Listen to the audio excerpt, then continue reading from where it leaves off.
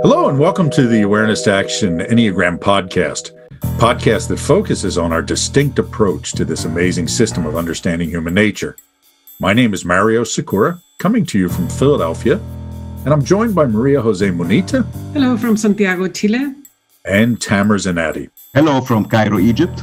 We are partners at Awareness to Action International, a consulting firm specializing in practical applications of the Enneagram. You can find out more about our work at awareness2action.com. In this season of the podcast, we are focusing on exploring each of the 3 instinctual biases and 9 strategies through the lens of a movie, looking at one movie that we feel represents the essence of the bias or enneatype. So make some popcorn, sit back, and enjoy the program.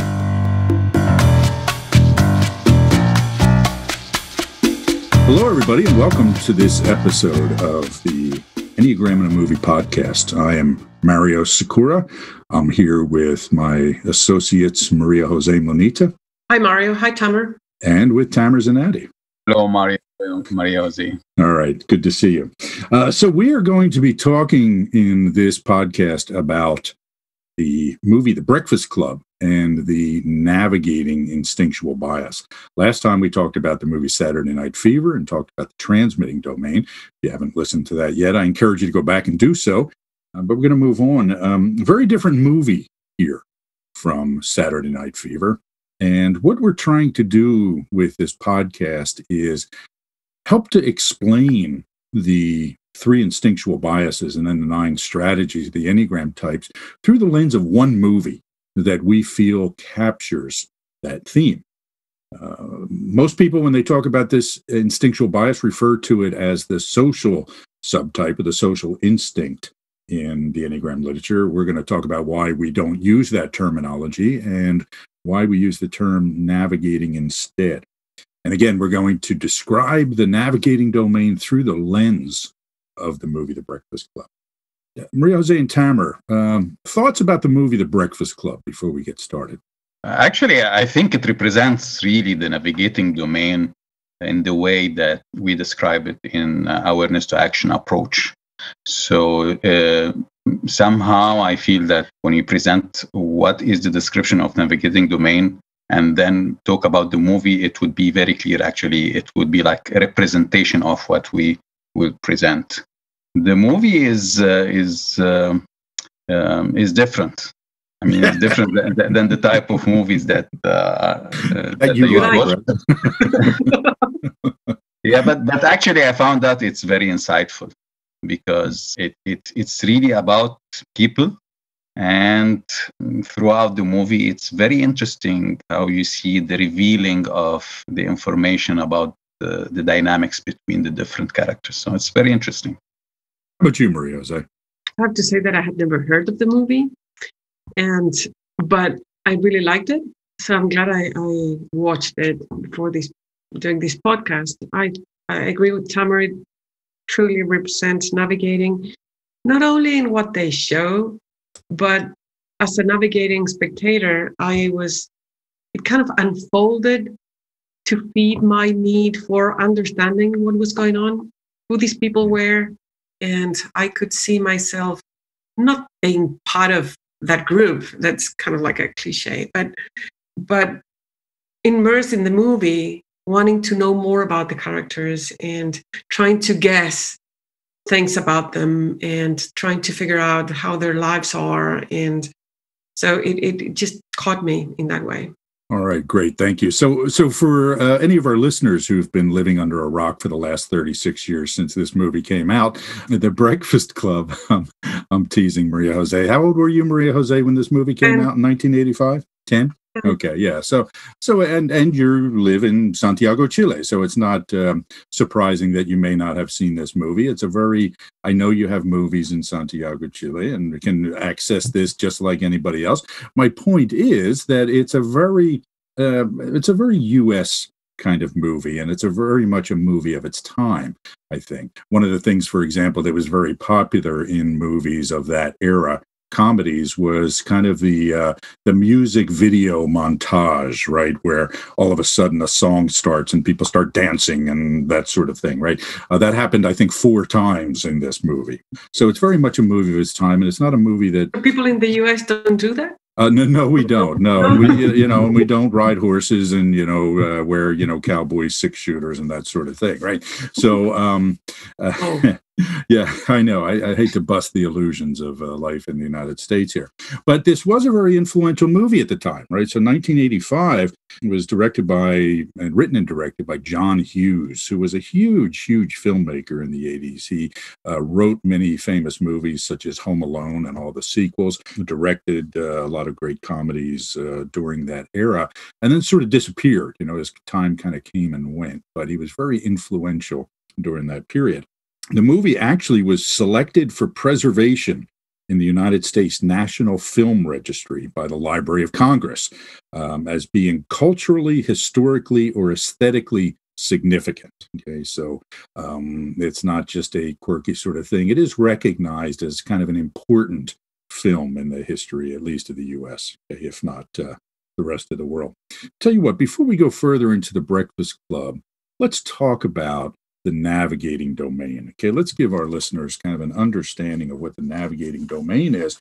Then we'll loop back to The Breakfast Club and talk about why we feel The Breakfast Club fits that experience. Okay. The navigating domain is, like you said, usually referred to as the social subtype or the social instinct in the Enneagram literature. But we feel that the name social is actually a bit misleading because it implies that people are extroverted, that people of this instinctual bias are extroverted and like people, want to be around people, want to be at parties all the time. And that's simply not the case. What this is about understanding the group and where we fit into it. Okay, this is the key thing about the navigating domain. Who am I and who are these people and how does this group function? Okay. This is one of the fundamental needs that we have as a social species, meaning a species that lives with and depends on other people. And there are a number of subdomains that we talk about here. Anything you guys would add in general about the navigating domain before I talk about the subdomains? As the word says, navigating, it's like wanting to understand the map of the group and see where each piece is and where you want to be. Or how you want to move. And so that's very different to wanting to be part of a group, as social would or might imply. You might even want to decide that you want to stay out of the group, but you want to understand who's there and what that map is all about. The Enneagram is a very deep system. And what happens when you get to literatures on the internet or you get these promotional materials, you get only the headers or the titles of the topics. And sometimes this is not enough to understand what things mean. I mean, what different things mean. And I think, Mario, this is why it's somehow, specifically, the navigating domain is not that well understood in the Enneagram system. And I hope that, we don't have much time in that, but I hope that we can clarify some of the misunderstandings. So one of the misunderstandings that I would like to highlight before we start, that sometimes some of the titles like group coherence, something like that. So when you hear the title, that means that they want group coherence, but this is not really what it means. It's more that they want to understand. They focus on observing. It's important things for them, whether they want it or not. Yeah. So things like that. Right. I like to think that at its most fundamental level, the navigating domain is about taking in information about the group and strategically revealing information about ourselves. That is something that we will certainly see in this movie. Okay. It's about, who are these people? How do I figure it out as quickly as possible or as thoroughly as possible? And then what should I share about myself? When we talk about these instinctual biases, we typically break them down into 3 domains or 3 subdomains. So with the navigating domain, we would break that into issues of trust and reciprocity, power and influence dynamics, and status and identity. Each of those domains gets broken down a little bit further into a bit more detail. So if we take trust and reciprocity, meaning trying to figure out who I can trust, who I can trade with, who I can exchange with. If I do a favor for you, will you do a favor for me? Can I trust you to honor your word, to honor any contract we might make? So underneath that is trade, right? Can I trade with you and trust you, and that kind of deal? Group coherence, to what Tamer talked about. And this can actually be tools in the navigating domain to hold people in line, right? And we start to see a lot of that in the Breakfast Club, right? We see a lot of, whenever there's a conflict between people, somebody else sort of steps in and calmly tries to bring everything back into order. Right? So there's this bringing together of the group. And then there's information exchange, right? What can you tell me? What can I understand? And this is the root of gossip, right? We see a lot of gossip in this movie, a lot of sharing of information about people. And it's not only, so it's gossip, but it's also, and we'll see that in the movie, how I understand that if I share something, it will have an impact on the rest of the group, and the rest of the group might react in a particular way. So it's how much I reveal to trigger something in the group. The second category is power and influence dynamics, and we break that down into group politics, social intelligence, being able to understand and read people. And we talk about group politics, we're talking about understanding the group politics and working the system in a way, right? How do I get something done? Who do I talk to? Who has influence and can help me out here, right? Who manages the levers of power in a way, right? Is in there. And then finally, there's hierarchy management, okay? Every group has a hierarchy. Again, this is something we certainly see in this movie, the different cliques in the school, the different groups. And so understanding how those hierarchies work is very much of concern to the navigating domain. Yeah, and all of that requires a lot of observation. It's all about, as you said, taking in information, but also it's information about people, but also about the system and how it works. And it takes time to figure that out. Something Tamer said a couple of minutes ago kind of stuck in my head, and I wanted to come back to, about how the navigating domain can be easily misunderstood in the Enneagram literature. One of the reasons is because it's hard to identify navigators by what they do, because they really don't do anything, right? When it comes to the preservers and the transmitters, we can see their behaviors. Okay? They're sort of active behaviors. With the navigators, it's almost a lack of action that indicates what's happening. It's this observation rather than doing stuff. And that's one of the things about this movie. And I think one of the critiques that some people might have about it is nothing actually happens in the movie, right? I mean, they sit in a library all day and talk, right? And at one point they sneak out to go get pot. But, it's really just a movie about people talking. And, and for navigators, this is cool, right? For preservers and transmitters, it may not be quite so interesting. So the third subdomain of the navigating domain is what we call status and identity. And that has to do with pecking order, right? Who's in charge, who's not. We see examples of this. For example, one of the great pieces of this is when Bender walks into the library and sees Brian sitting in a seat he wants and just kind of looks at him, and Brian gets up and moves, right? Because Brian and Bender immediately understand who's in charge here. Okay. There's issues about role clarity, meaning what am I responsible for? What am I going to do? What are you going to do? And then there's reputation management, which is all about understanding how other people perceive us and how we can manage that perception, right? How we can make them think well of us and try to avoid having them think poorly of us.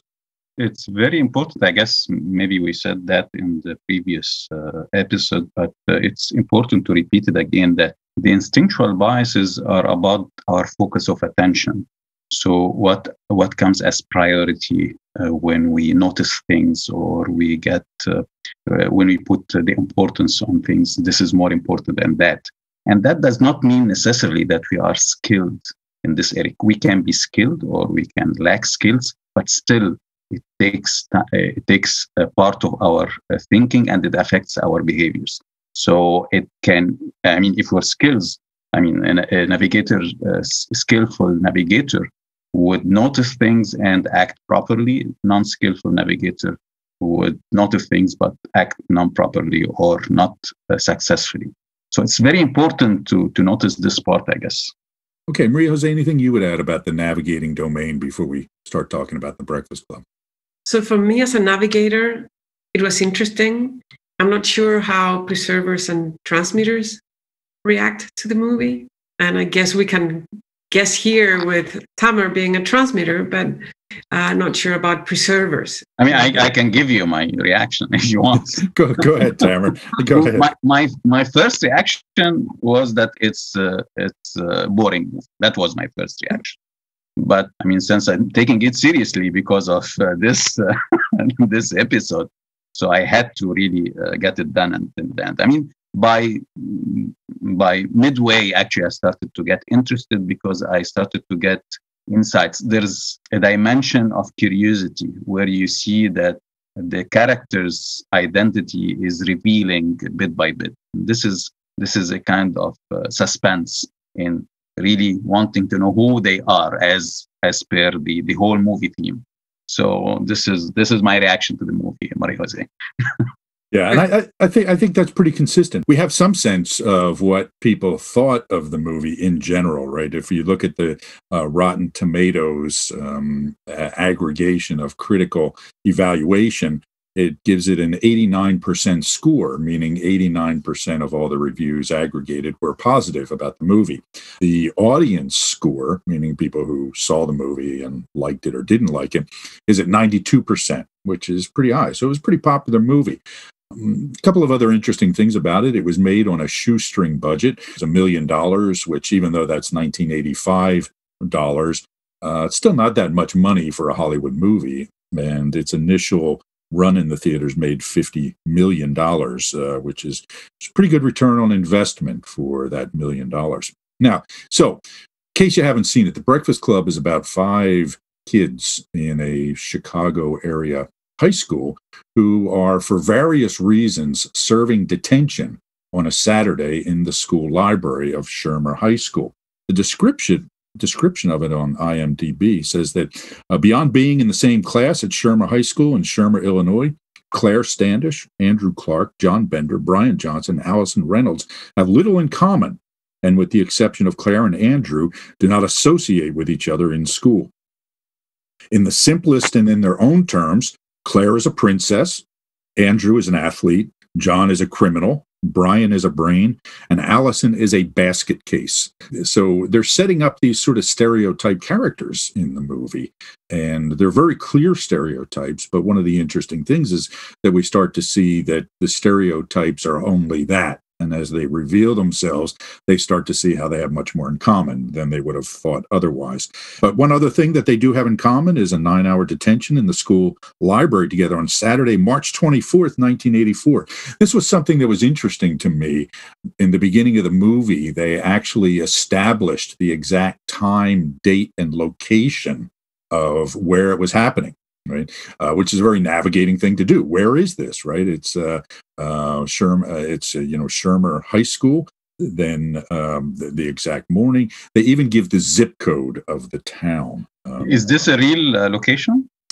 So yes, it was. So it is a real location. In fact, it was filmed in a high school that had just been closed, and they were going to demolish it. Just a tidbit of movie history.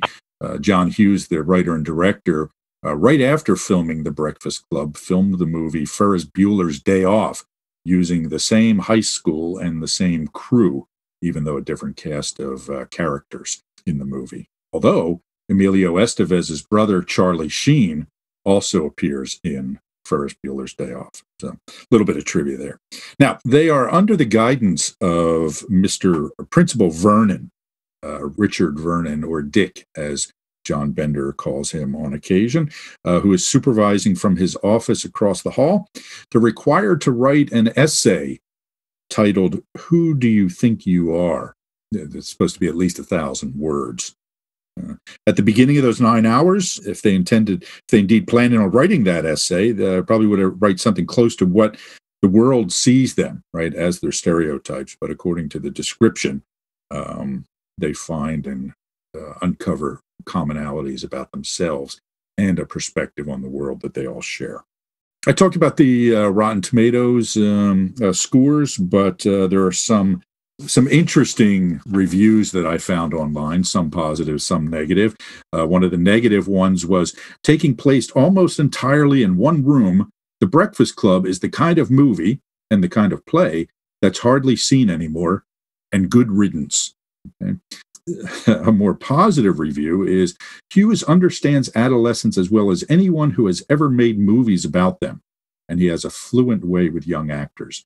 In this picture, his dramatic ideas may be cheesy, but Hughes still manages to create some excitement and laughs. Cast. What was interesting to me about the opening credits is that they were done in alphabetical order for the characters. Right. It was not, there were no big stars at the time. These people went on to become pretty big stars. At that time, they were a group that came to be known as the Brat Pack, a takeoff of Sinatra's Rat Pack. And again, in the 80s, early 90s, these actors were very big for a short time. So Emilio Estevez, Molly Ringwald, Judd Nelson, Anthony Michael Hall, and Ali Sheedy are the 5 main characters. And Paul Gleason plays Richard Vernon, the principal. John Capellos plays Carl, the janitor. Awareness to Action offers a unique approach to applying the Enneagram professionally with leaders and organizations, as well as for personal development. What makes us stand apart is our Enneagram expertise and focus on understanding human nature. We know people because we see people. And this is a skill set that can be taught and learned. Human nature is complex and simple at the same time. Our mission is to help people see clearly and act accordingly. Why? Because the ability to see ourselves and others clearly and honestly is essential. It enables us to act in more adaptive and useful ways. The Multicultural Team in Awareness to Action will help you learn tools and practices to become more aware and also to understand and engage people more effectively. Learn more at awareness-to-action.com. Join us at 2021 for exciting learning opportunities. Okay, a couple of points we'll make out. Again, this movie was made in 1985, so there are some politically incorrect pieces of dialogue, a bit of sexual harassment that doesn't play well in this era, some uncomfortable scenes. There's also some phrases and terminology that I don't ever remember really understanding. Some of the things that kids say, slang, I think they just kind of made up for the movie, which feels a little bit dated. I'll also say that the movie's a little bit uneven, right? Some of the parts work really well, I think, and some of the parts are a bit hokey and corny and far-fetched. But for me, overall, it's a fun movie to watch. But the most important thing is that it really captures what we're talking about here. We did a lot of research on what movie to use for the navigating domain, and I couldn't find anything that I felt captured it better. Yeah, to me, it's like watching a day in the navigator's life. It's like seeing what navigators think, do, how they interact with other people. It's really, really good to portray navigating. Agreed. Yeah, and I would say, even behind the scene, you see lots of navigation. The posters of the movie, it shows, I have seen 2 posters. One of them, they are standing, the 5 characters standing, and behind them a blackboard. And the other poster, they are sitting on the floor with different poses. So it's like it tells you it's a movie about the group. Even the used songs, the lyrics of the songs are all talking about navigation, concerns and so on. Right. Yes. You know that the song was created for the movie? Oh, that's interesting. See, I did not know that. Oh, that's very interesting. Yeah. Yeah. So the song, the theme song was "Don't You Forget About Me" by the band Simple Minds, and it went on to be a huge, huge hit. Simple Minds was not quite a one-hit wonder, but pretty close, from the 1980s. Another interesting tidbit of information: the lead singer, Jim Kerr, was married to Chrissie Hynde of the Pretenders for a while. So it was an interesting rock and roll pairing there from the 1980s. So the first scene, really, again, it was hard to identify scenes that captured navigating, because the whole darn movie, just from beginning to end, is as if the three of us sat down to try to write a script about a movie that illustrated navigating. We would end up with something similar to this, right? So it's kind of hard to draw firm distinctions of saying, minute, 7 to minute 12 or anything like that. But if we just start off from the very beginning, where the kids are all being dropped off at the school by their parents, the identities are starting to be established there, right? And you start to see who these people are, and information is revealed. Again, just to show the budget of the movie, the mother and sister of Brian, who drop him off, were actually his mother and sister in real life, right? So it really is an attempt to save money in making this movie, but also revealing. So I'm curious with you guys, did you notice anything in particular about that opening scene where they're being dropped off and what it said about the characters? Yeah, I mean, it's as you said, it started to build the profile of each character, which is about understanding profile of different members of the group. So this is a navigating element. And I would like to say that although maybe some of the characters are not navigating, but the whole theme of the movie is really navigating. So I mean, you can see that it's from the very beginning, we are getting to know people, and we are getting to know their roles in the group, and we are getting to know the dynamics between them and the identity and all of that from the very first scene. Yeah, and it shows the profile, as you were saying, and also the kind of relationship they have with their families. So what role they play. Yeah, so the role they play in the family, the kind of interactions they have with their parents. So it's what kind of expectations parents have of them or not. But it shows a bit, not everything. Yeah. So it just unfolds slowly. Yes, in fact, I would say that it almost cements the stereotypes, or serves to fix the stereotypes that then get revealed. So if you look at each scene, I forget what order they get dropped off in, but the jock character, the wrestler, Andy or Andrew, he's dropped off by his father, who's clearly an overbearing, kind of tough guy, played by a little-known actor. Richard Dean, I think is his name, that was in a lot of Chicago movies, former police officer. He shows up in, for example, The Fugitive with Harrison Ford as one of the investigators. But he drops him off in a Ford Bronco, which at that time was kind of a rough sort of car, right? So it established that these are, kind of tough people. Next, Claire is dropped off. I think her father's dropping her off in a BMW, and she's complaining that he couldn't use his connections to get her out of the detention, right? She's feeling that even though, let's see, what did she do? I think she cut school to go shopping, which is why she was serving detention.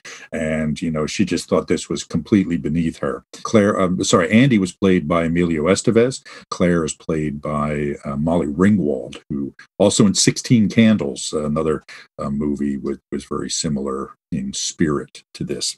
The third character is Brian, played by Anthony Michael Hall, who at that period kind of cornered the market on playing nerds in Hollywood movies. He's excellent in the role. He's dropped off by his mother and sister, and she is furious with him and telling him he better find a way to study, right? Even though they're not allowed to study. She says, well, you better find a way.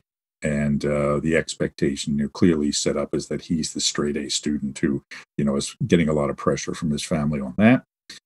The character Allie, who is sort of a kind of the oddball of the group, and the character that nobody knows anything about, is dropped off by her parents. And when there's the scene in the very beginning where she goes to say goodbye and the car just drives off, right? And so it's clear that she's a disaffected and, misunderstood and not paid attention to character. And finally, you have John Bender, who is the hoodlum character of the movie, who is not dropped off, but has to walk there.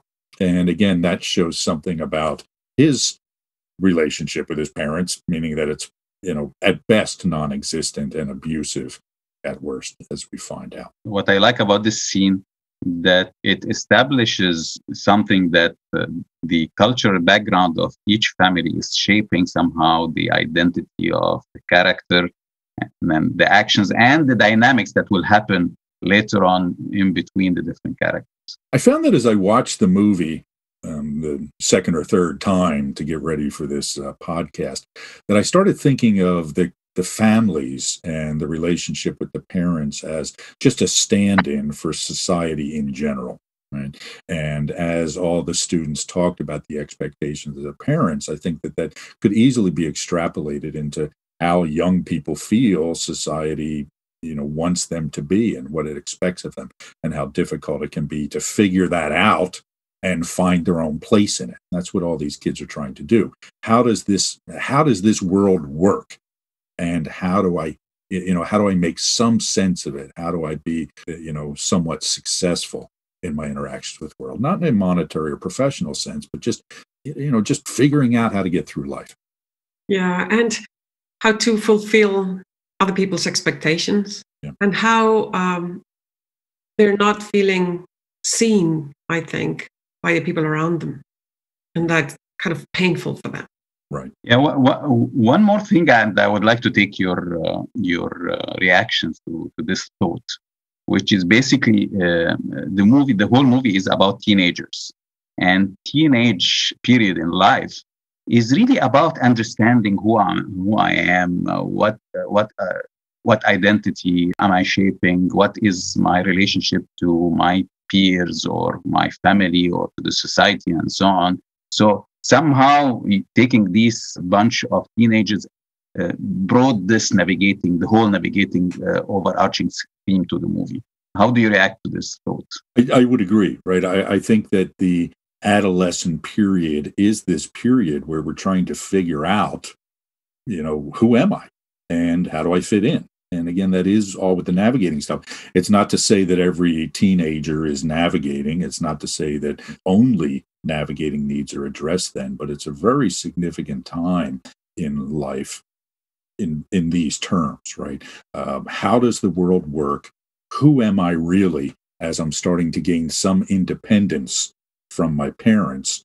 And how am I going to survive the dynamics of my social environment? It continues when they go into the class, and the way they find their seats, the way they interact with each other, really just everything about that opening scene where they're taking their places in the library chairs, again, is navigating, right? It's all about who sits where. It's all about establishing relationships where they exist and where they don't, right? So, for example, Andy and Claire, who are the two popular kids, sit together in the front of the room. They kind of smell each other. Yeah, that's good. Say more about that. It's like, I see you. I can feel that we belong together, so we'll sit together. Yes. They don't need to say a lot. Yes. But they're smelling each other. Yes, that's a great way to put it. And then there's the part where Bender, the hoodlum, comes in and he sees Brian, the nerdy kid, sitting in a seat and just stands over him and stares at him. And Brian instinctively knows to get up and move, right? And so he goes and takes another seat.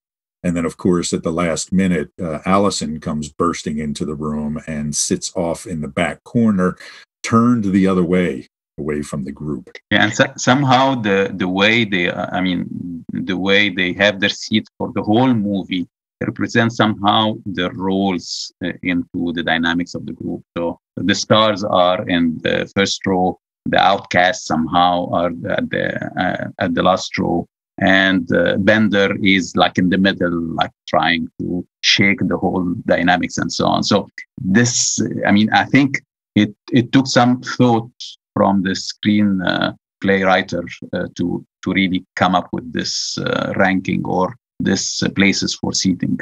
Yeah, that when Mr. Vernon gets there, Claire says, "I don't belong here." Yeah, I shouldn't be here. This is beneath me.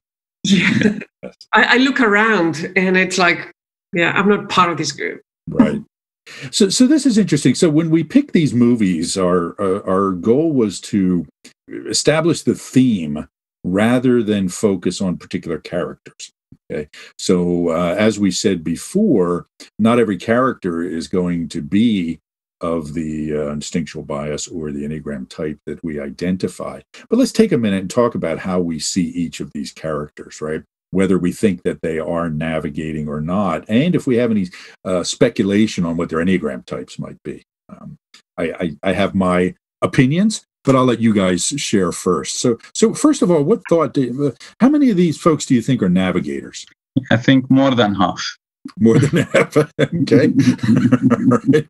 So 3 of the 5, right? At least 3 of the 5. Yeah, something like that. Yeah. Okay. I would say 3 out of the 5. Okay. So which ones do you think, Tamara, are not navigating? I would say Bender, and I'm not sure if Andy would be maybe probably not in a video. The wrestler. All right. Maria Jose, how about you? What do you think? I think that Andrew is navigating. I think that Claire is navigating. I would question Missy. Allison. Allie. Yeah. The principal calls her Missy, but that's just because he doesn't know her name. Okay, that's why. Well, I think they all show a lot of navigating. Even Bender, I think, because he's an 8, probably. Yeah. It's more that strength that could be seen as transmitting.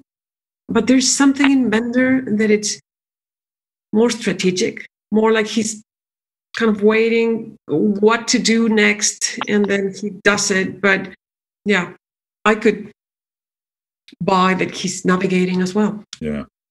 Yeah, so I think everybody in the movie is navigating except for Mr. Vernon, who's probably a transmitter.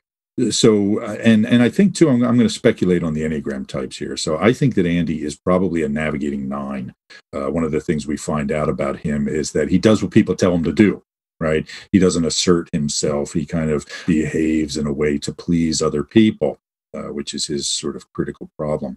I do think Claire is navigating as well. Probably a 3. Yeah, I think that's a pretty good case could be made for that.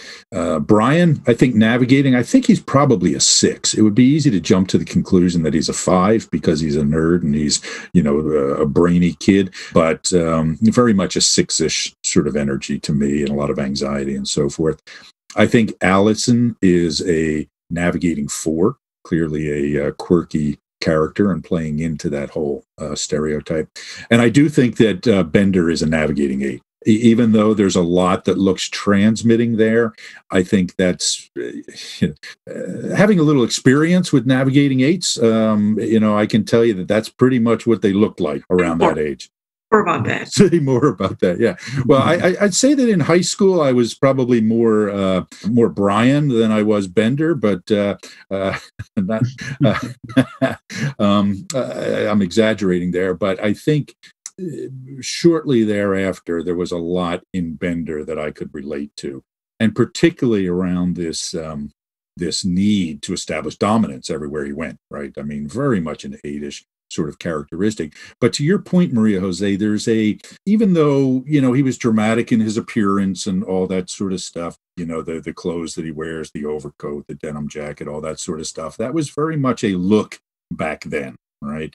And so it was more of a kind of fitting in and establishing my identity than it was peacocking that we might see. Right? It wasn't flashy or bright or, yeah. Yes, and he was a listener. He was an insightful guy for being as much of a jerk as he was. He was very insightful about people. And there's this great scene where he looks at the Ali Sheedy character, the 4 character, and he just kind of looks at her and he says, "I've seen you around, right?" And it's just this idea that he's watching. He's seen things, and all throughout the movie, Bender is establishing, he's kind of driving the action in the movie. He is pushing the plot forward, so to speak. And it's all through his manipulation of people. And he's having fun. That's the thing. Even when Carl the janitor smacks him down, right? He kind of grins. right? And he says, we're the opponent. I like it. So he's enjoying, and he enjoys when he sees people push back against him and fight back. So I would lean more toward the navigating 8 than the transmitting 8 for that character. The whole theme of the movie has been stated in the title of the essay that the principal is giving them, which is basically describing who you think you are at the opening scene. Yes, excellent point. So the opening scene starts out with the reading of the result of that essay, and that's how the movie ends as well. But that is the theme of the movie. Who do you think you are? Is the assignment they get for detention. Are you interested in learning more about our approach to the Enneagram? Go to awareness2action.com and check out our certification program. We offer a clear, concise, business-friendly, and science-minded approach while maintaining the depth of traditional approaches to the system. At Awareness to Action International, we're the leading innovators in the theory and pragmatic applications of this system to all aspects of the work environment, including leadership and personal development, team building, diversity and culture, and managing change. However, this approach is not just for the business world. A lot of people who attend our trainings do so for their own self-development or spiritual growth. Our certification program is one of only a handful of curricula accredited as a school by the International Enneagram Association. It is currently being conducted virtually and combines live sessions with asynchronous learning. Again, find out more at awareness2action.com. So we left with our characters kind of feeling each other out in the library. The way that the plot goes is that, they're trying to figure out, okay, how can we get out from under the watchful eye of the principal? So Bender goes and he removes a screw from the door, and the door stays shut, so they have a little privacy to sort of carry on while the principal is not looking.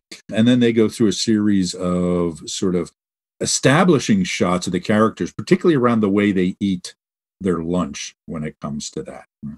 At the beginning, when Ali starts biting her nails, yes, and they all look at her and look at each other like, can you believe that? Can you believe what she's doing and how annoying that is?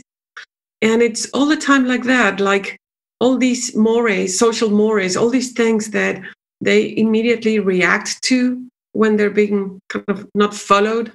And they look at each other like saying, oh, this is wrong, right? You also see, are you seeing that? Can you hear it? And I think they said, are you going to keep doing that or something? Like, you're not going to be hungry for lunch. Yes, he says, if you eat your fingers, you're not going to be hungry for lunch. Yes.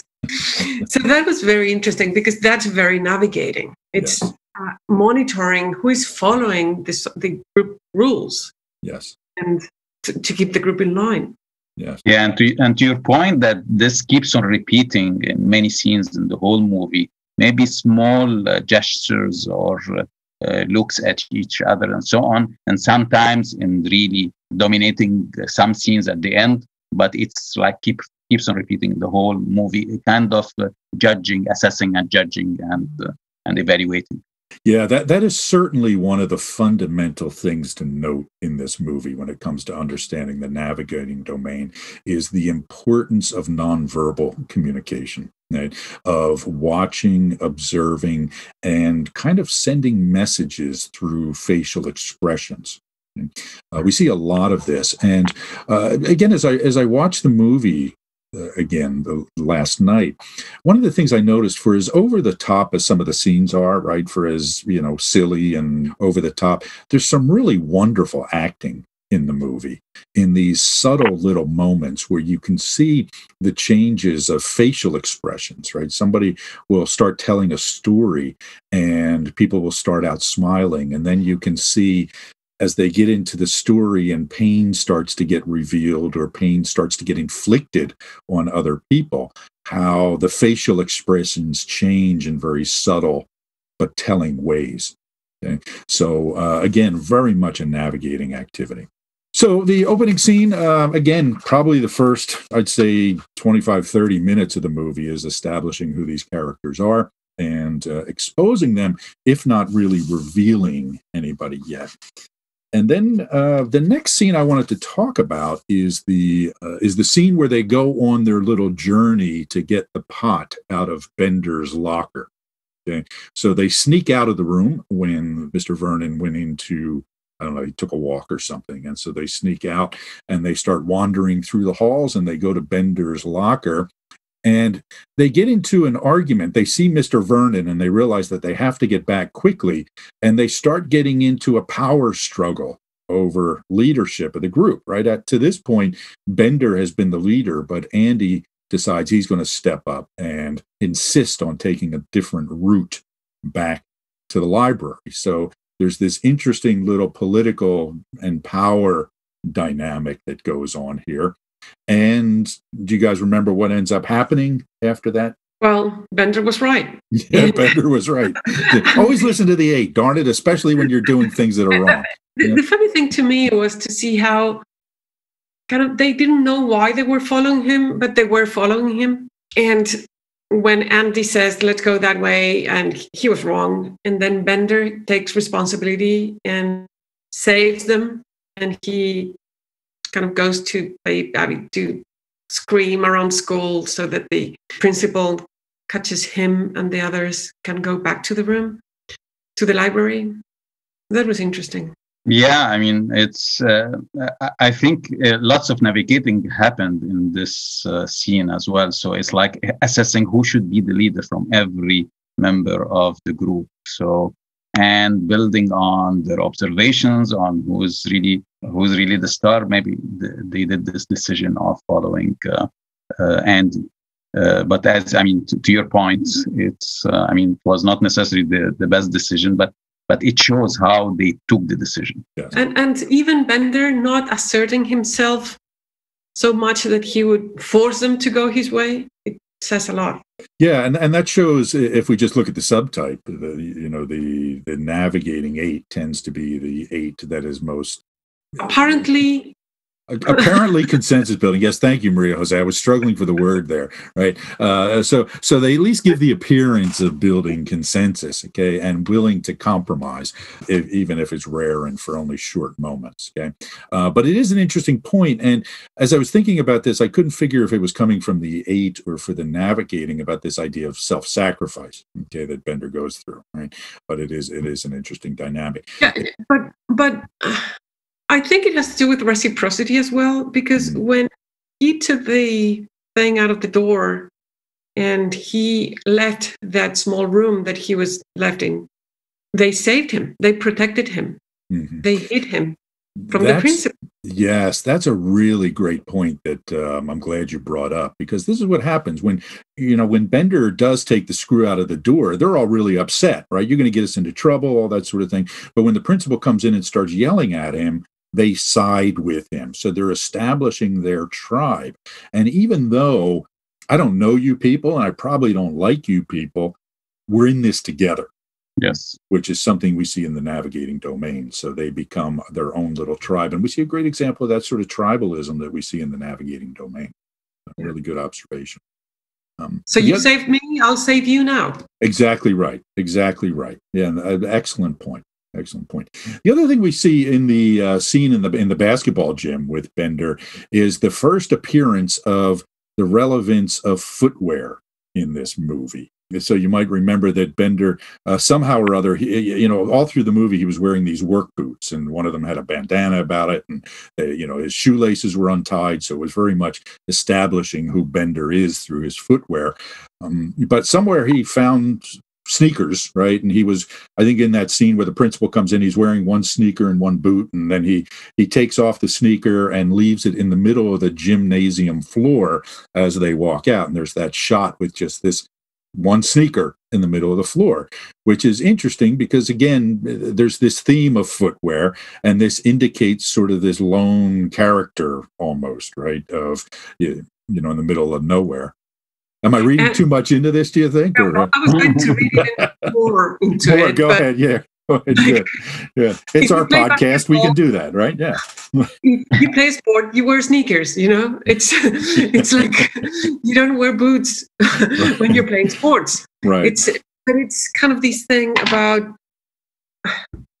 adapting almost or doing what's supposed to be doing in each situation.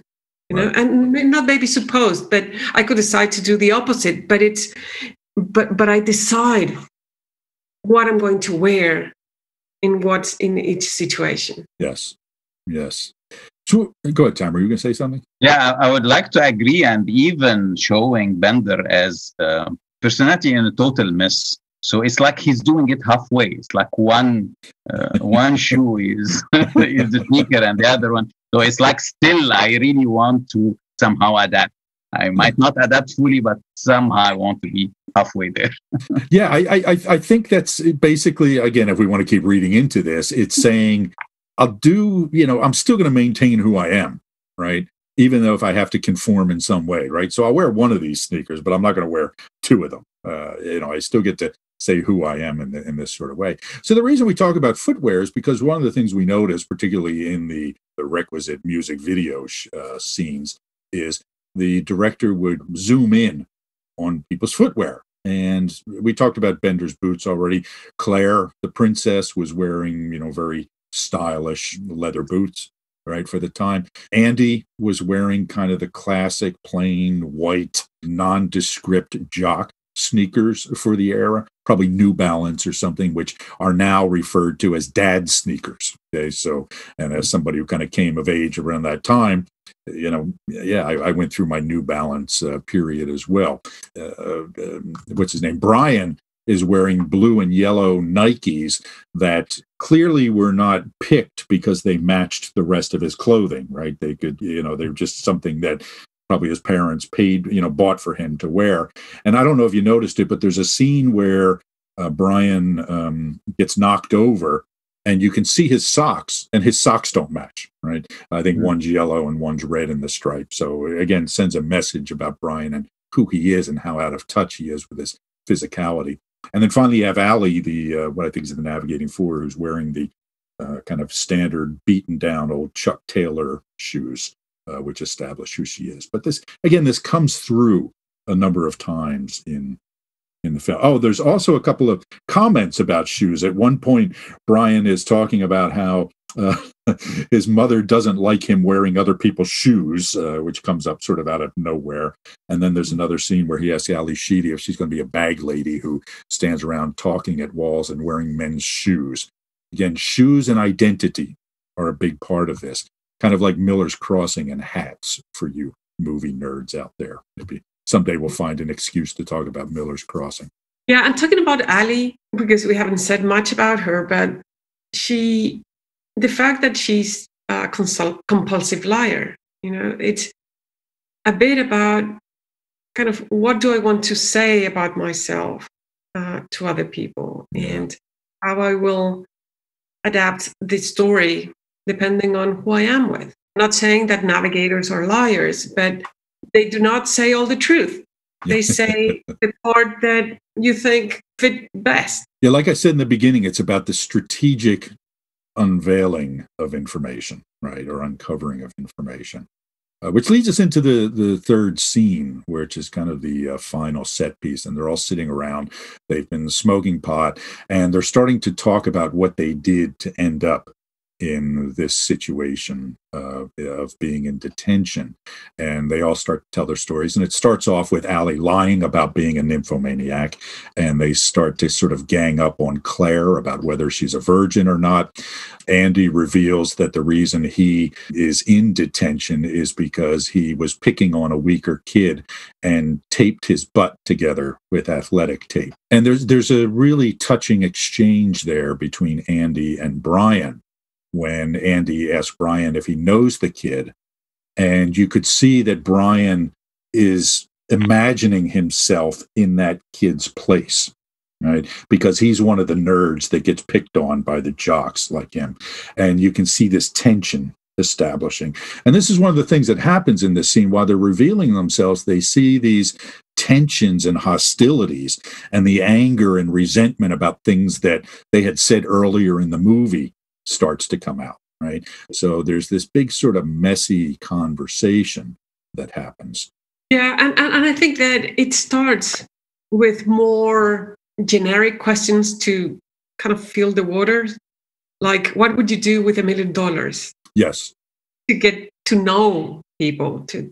And I think that when Andy reveals why he's there, it is just to force or to make other people comfortable revealing why they're there. Mm. Because it's like it was getting too tense. I said, you know what? This is why I'm here. Yeah. Knowing that it will invite other people to share as well.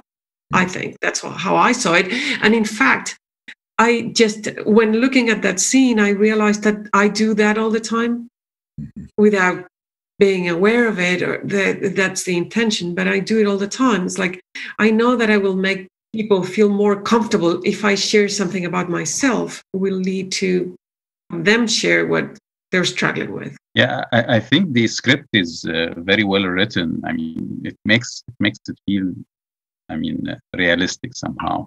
And so a bunch of navigators would really tell deep secrets about themselves. They need motive to do that. And I would say that smoking the pots would have been, a good choice to start this whole conversation. So it's like they are putting down their guards and starting to relax and be able to reveal things about themselves. And I see this whole scene starting, illustrating the contradiction of the navigator. So it starts by trying to connecting, and in the middle, a kind of judging each other's because they are completely different than each other's, and each one of them is judging the behaviors or whatever secrets is shared by the others. And then at the end, connecting again and feeling like, okay, we are all full of shit and we can really have a common ground here. Yeah, excellent points. And it is important to point out that very little of this movie is about information offered. When we talked about Saturday Night Fever, we talked about how nobody asked the other person any questions, right? Unless it was, what do you think about me? In this movie, nobody really offers information, right? It's all elicited from people through the asking of questions. The other thing that is pretty important here is that there's this resistance and this hesitance to offering things, and you can see the calculation that's happening in people's minds as they reveal things about themselves. So it's very deliberate in the way that it's done. Yeah, and you can tell that they don't want to be judged. Yes. So how much I share, because I don't want people to judge me, as Tamer was saying. That happened anyway. Yes. And the other thing I saw there in that scene is their struggle to let go of their public identity. So they wanted to do things differently, but they had an identity that they had to keep that helped them to be part of a group. And they were struggling with that. Yeah, which plays itself out when they start asking. One of them asks, I think it's Brian, who says, "Hey, are we going to be friends on Monday?"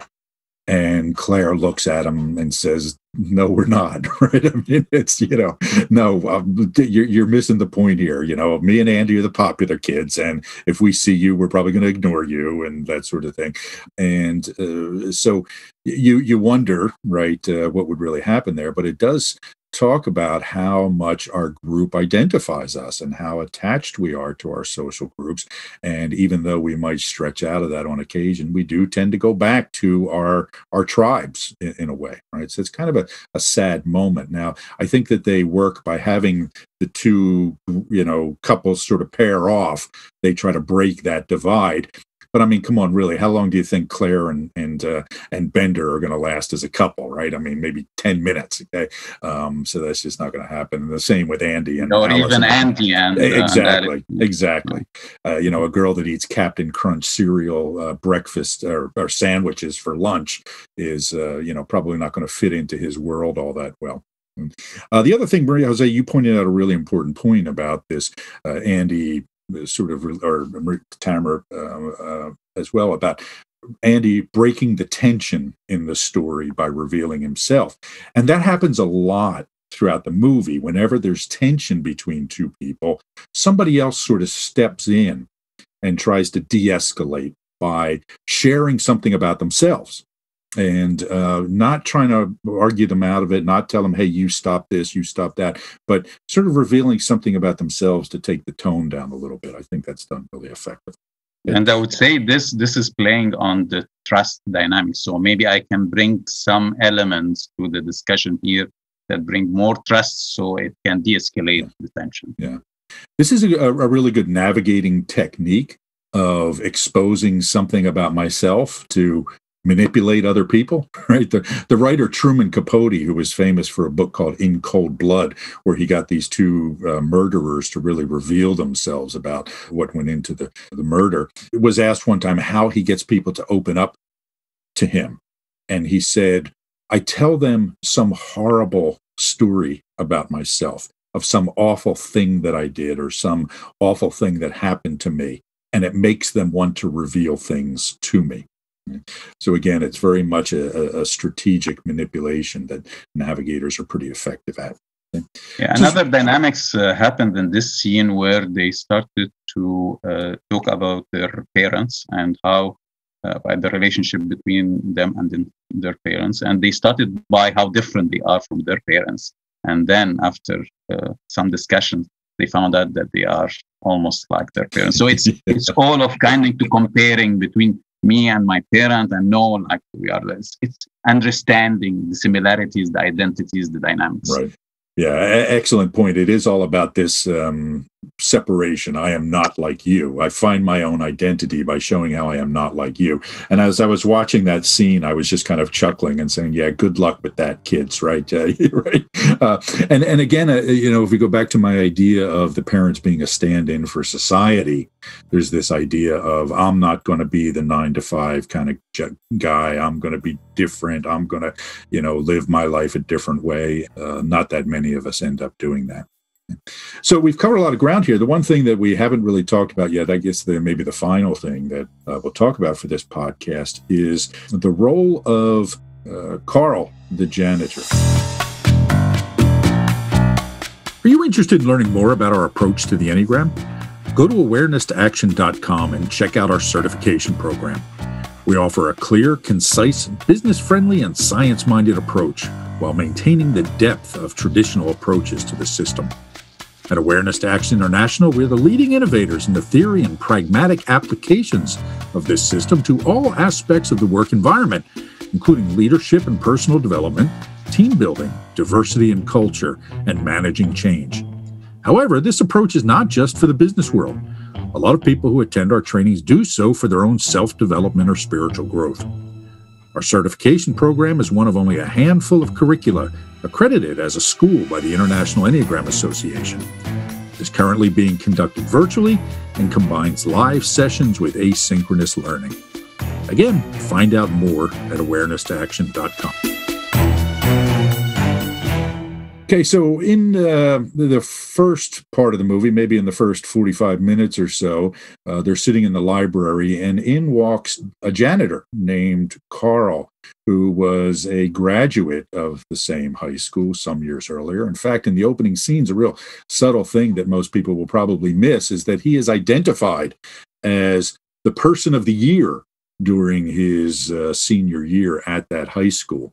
And there's an interesting dynamic around social class that happens in that scene. Bender, even though one might argue that he is, probably in the lowest social class of the whole group, he is very antagonistic. He's kind of insulting to Carl, whereas Brian and Carl know each other.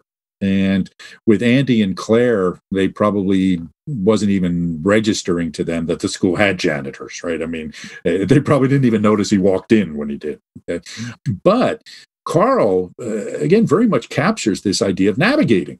And I kind of saw him as almost like a Greek chorus in his scenes, because he's in that scene, he's in another scene with the principal, and he's at the end of the movie as well, sort of watching them leave. Tell me about Carl the janitor, guys. Yeah, he once said, I'm the eyes and ears of this institution. Yes. I'm watching. I'm watching. I look through your lockers, right? Yes, I look through your lockers. I know what's going on. I know everything about you. Yes. And I think there's something about navigating in terms of looking at people and connecting the dots. So I see them here, I see them there, I see their files. I know who they are. Yes. And creating a story around the people. And he does that. And building on this idea, Maria Zé, I felt like his character is helping the viewers. I mean, helping me while I'm watching the movie to do the navigating on my behalf. So if I'm not a navigator, he would explain what's going on in certain scenes throughout the movie. I'm going to expand on my claim that he's sort of like a Greek chorus and actually compare him to Virgil in the Divine Comedy. He's sort of the guide to the underworld, right? Of, here's how this works. And even the part where he kind of smacks down Bender at the end of that first scene, and there's this kind of nice scene where Bender actually smiles at him. He's acknowledged a worthy opponent and is showing respect for him.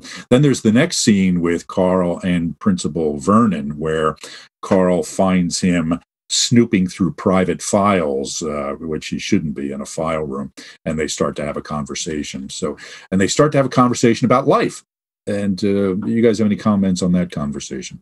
Yeah, it's comparison between. I mean, the conversation is comparison between two lives. While Carl is keep on bringing wisdom to his position in that direction, and it shows that Carl is really having wealth of information that he can use to take good positions in any conversation. Yes. And what I like about this.